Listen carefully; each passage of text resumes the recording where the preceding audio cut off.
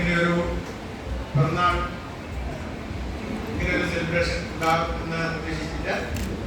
എന്നാൽ ഇത് വളരെ വളരെ എന്താ പറയുക, പറയാൻ വാക്ക് ഇങ്ങനെയൊരു രീതി പിറന്നാളാഘോഷം എനിക്ക് ഇല്ലാത്തതാണ്. 63 വർഷം കഴിഞ്ഞു. 64 വർഷത്തിലേക്കാണ് ഇന്ന് തൊട്ട് നടന്നു പോകുന്നത്. ഈ കഴിഞ്ഞ വർഷങ്ങൾ നോക്കുമ്പോൾ അങ്ങനെ ഒരു പ്രത്യേകതയില്ല. പിള്ളേർ കുട്ടികളുടെ അവരുടെ പിറന്നാൾ ജസ്റ്റ് ഒരു മേടിയിലോ അല്ലെങ്കിൽ ഒരുമിച്ച് അവിടെ ഭക്ഷണം കഴിക്കാം, അങ്ങനെയുള്ള കാര്യങ്ങളായിട്ടുള്ളൂ. ഈ വർഷത്തെ ഇത് വളരെ വളരെ എന്താ പറയുക സന്തോഷത്തിന്റെ അവസരമായിട്ട് തീർത്തു. ഇന്നലെ നാഗമാനമായിട്ടെന്ന് പറയാം കുട്ടികളുടെ പ്രോഗ്രാമിൽ അവരത് ഭയങ്കരമായിട്ട് അങ്ങ് ആഘോഷിച്ചു. എന്നോട് അങ്ങനെ പറഞ്ഞിരുന്നില്ല, ചെന്ന് കഴിഞ്ഞപ്പോഴാണ് ഇങ്ങനെ മനസ്സിലായത്. ഇന്നലെ അച്ഛൻ പറഞ്ഞു തിരുമേനി ആരാധനയ്ക്ക് കഴിഞ്ഞ ഉടനെ തന്നെ ഇങ്ങനെ ഒരു ചെറിയൊരു പെരുന്നാൾ പ്രോഗ്രാം ഉണ്ട് ക്രമീകരിക്കണമെന്ന് പറഞ്ഞു. അത് തിരുമേനി അറിയരുതെന്നാണ് ഞങ്ങളുടെ എല്ലാവരുടെ ആഗ്രഹം എന്ന് പറഞ്ഞു. തിരുമേനിയുടെ സ്വഭാവം എന്താണെന്ന് അറിയത്തില്ലോ, ഇങ്ങനെ വരുമ്പോൾ ഇത് എന്നോട് പറഞ്ഞിട്ടില്ല എന്ന് പറഞ്ഞ് അച്ഛൻ പഴക്കെ കേൾക്കണ്ടല്ലോ എന്ന് ഞാൻ അഡ്വാൻസ് ആയിട്ട് അറിയാണ് ജാമ്യം എടുക്കുകയാണെന്ന് പറഞ്ഞു. അവരെ സന്തോഷത്തോടെ ചെയ്യുമ്പോൾ നമുക്കത് വേണ്ടാന്ന് പറയാൻ പറ്റത്തില്ല. പ്രത്യേകിച്ച് കേക്കൊക്കെ ആകുമ്പോൾ നമുക്ക് അതിന് നിഷ്കരണം വേണ്ട എന്ന് പറയാൻ പറ്റും. തീർച്ചയായിട്ടും നിങ്ങളുടെ കരുതലിന്, നിങ്ങളുടെ പ്രാർത്ഥനയ്ക്ക് ഞാൻ പ്രത്യേകമായിട്ട് നന്ദി പറയട്ടെ. പ്രിയപ്പെട്ട അച്ഛൻ ഞങ്ങൾ ഒരുമിച്ച് അച്ഛൻ മിഷണറിയായിട്ട് വന്ന ആ കാലം തൊട്ടേ ഒരുമിച്ച് പ്രവർത്തിച്ചവരാണ്. അതുപോലെ രാജ സാറ് ഞങ്ങൾ ഒരു ഇളവക്കാരാണെന്ന് വേണം പറയാൻ, അടുത്ത് ഒരുമിച്ച് പ്രവർത്തിച്ചിട്ടുണ്ട്. ഗുണശീലൻ സാറ് നമ്മുടെ സഭയിലെ സിസ്റ്ററായി ഞങ്ങൾ ഒരുമിച്ച് പ്രവർത്തിക്കാൻ ഇടയായിത്തീർന്നു. അതെല്ലാം ഞാൻ സമയത്ത് നിന്നുകൊണ്ട് ഓർക്കുന്നു. ഇവിടെ പലതവണ വന്നിട്ടുണ്ട്. പലതവണ വന്നപ്പോൾ എല്ലാം നിങ്ങൾ വളരെ പുഷ്പമായ സ്വീകരണം നൽകിയിട്ടുണ്ട്. ഇതൊരു മറ്റു സഭയിൽ നിന്ന് ഇത് വളരെ പ്രധാനപ്പെട്ട ഒരു സഭ തന്നെയാണ് എന്ന് ഞാൻ സമയത്ത് ഓർക്കട്ടെ.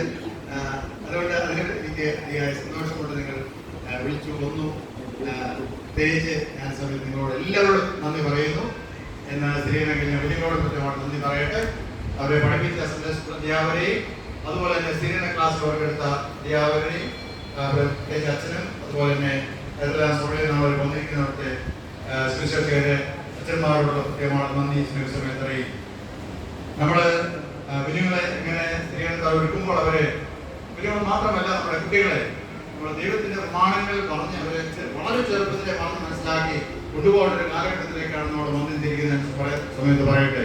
അവരെ പഠിപ്പിക്കേണ്ട പ്രമാണങ്ങൾ കർത്താവിന്റെ പ്രാർത്ഥന മുതൽ ചെറിയ പ്രാർത്ഥന മുതൽ 10 കൽപ്പന വിശ്വാസ പ്രമാണം ഉൾപ്പെടെയുള്ള കാര്യങ്ങൾ അവരൊരു 5-6 വയസ്സാകുമ്പോൾ അവർ പഠിച്ചിരിക്കും.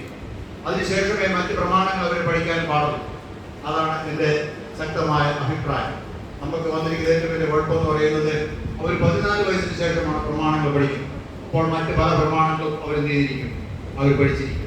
പല കൽപ്പനകളും അവർ എന്ത് ചെയ്യും, പഠിച്ചിരിക്കും. മറ്റ് പല കാര്യങ്ങളും അവരെ സ്വാധീനിച്ചിരിക്കും. വീണ്ടും അതിനെ മറികടക്കാൻ ഒരുപക്ഷെ നമ്മുടെ ഉപദേശം കൊണ്ട് പഠിപ്പിക്കുന്നത് സാധ്യമാണ്. അതുകൊണ്ട് എത്രയും വേഗത്തിൽ അവരെ ദൈവപക്ഷത്താക്കി തീർത്ത് അവരോട് പറഞ്ഞു കൊണ്ടുപോകണം ബാധ്യത ഞാൻ ഉൾപ്പെടെയുള്ള മാതാപിതാക്കന്മാർക്കുണ്ട്. അതിൽ നിങ്ങൾ ശ്രദ്ധിക്കണമേ എന്ന് ഓർപ്പിക്കുന്നു. പ്രത്യേകിച്ച് ഈ ബർത്ത്ഡേ ഇപ്രകാരം ആഘോഷമാക്കി തീർത്തതിന് പ്രത്യേകിച്ച് നന്ദി പറയുന്നു. അച്ഛൻ ഒരു സദൃശവാക്യം വായിച്ചു, വളരെ നല്ലൊരു വാക്യമാണ്. ഞാൻ തിരിഞ്ഞു നോക്കുമ്പോൾ ധനത്തെക്കുറിച്ച് അങ്ങനെ നമുക്ക് പ്രത്യേകിച്ച് ഒരു ചിന്ത ഉണ്ടായിട്ടില്ല. കാരണം ആദ്യം ശുശ്രൂഷയ്ക്ക് പോകുമ്പോൾ എനിക്ക് മുമ്പുണ്ടായിരുന്ന ഉപദേശിക്ക് അവർ 250 രൂപയാണ് ശമ്പളം കൊടുക്കുന്നത്.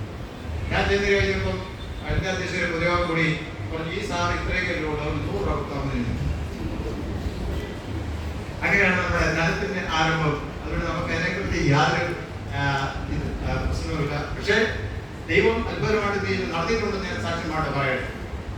എവിടെയെല്ലാം പോയിട്ടുണ്ട്, എല്ലാ ആവശ്യങ്ങളും ആരുടെ ആവശ്യങ്ങളും പോയിട്ടുണ്ടോ അവിടെയെല്ലാം ദൈവം അത്ഭുതമായിട്ട് വഴി നടത്തിയിട്ടുണ്ട് എന്ന് ഞാൻ ഈ സമയത്ത് വളരെ സന്തോഷത്തിൽ അറിയിക്കട്ടെ. അതുകൊണ്ട് ദൈവം അങ്ങനെ നടത്തുന്നു. മാനവും ബഹുമാനമെല്ലാം നിങ്ങളാണ് നൽകുന്നത്. നിങ്ങൾ അവിടെ ഒന്ന് സ്വീകരിക്കുന്ന വലിയ മാനമാണ് അല്ലേ? തീർച്ചയായിട്ടും അത് നിങ്ങളിലാണ് ജോലിയുള്ളത്. അത് എൻ്റെ നന്മയല്ല, നിങ്ങളുടെ മഹത്വമാണ്. എൻ്റെ നന്മയല്ല, നിങ്ങളുടെ മഹത്വമാണ്. അതിന് നിങ്ങളെ ഞാൻ അഭിനന്ദിക്കും. ദൈവം നിങ്ങളെ അനുഗ്രഹിക്കട്ടെ. ദൈവത്തിൻ്റെ ഒരു വലിയൊരു ശുശ്രൂഷ എന്ന നിലയിലാണ് നിങ്ങളുടെ സ്വീകരണം ഈ കാര്യങ്ങളെല്ലാം ഒരുക്കുന്നത് എന്ന് നിശ്ചയമുണ്ട്. അതുകൊണ്ട് അങ്ങനെ വിചാരിച്ച് ഒരാൾക്ക് ഒരു പാത്രം വെള്ളം കൊടുത്താലും അതിന് പ്രതിഫലം കിട്ടും ഉണ്ട് എന്ന തിരുവനന്തപുരത്തിൽ ഉറപ്പായിട്ടും കർത്താവ് തന്നെ പറഞ്ഞിട്ടുണ്ട്. ആ അനുഗ്രഹങ്ങളെല്ലാം നിങ്ങൾക്ക് നൽകട്ടെ, കിട്ടട്ടെ, ലഭിക്കട്ടെ എന്ന് ആശംസിക്കുകയും പ്രാർത്ഥിക്കുകയും ചെയ്യുന്നു. ഈ വലിയ സന്തോഷം കൃത്യമാണ്. നന്ദി. നിങ്ങൾ കുടുംബമായിട്ട് വരണം എന്ന് വിചാരിച്ചിരുന്നു, പക്ഷേ ഡാനിക്ക് വരാനായിട്ട് പറ്റിയ മറ്റു പ്രോഗ്രാം ഉള്ളതുകൊണ്ട് ഡാനിയുടെ പേരിൽ കുടുംബമായിട്ട് ഈ സഭയ്ക്ക് എല്ലാ വിധമായ ആശംസകൾ നേരുന്നു. പിറന്നാൾ പ്രകാരം പ്രോഗ്രാം അംഗത്വത്തിന് പ്രത്യേകിച്ച് നന്ദി അറിയിക്കുകയും ചെയ്തു.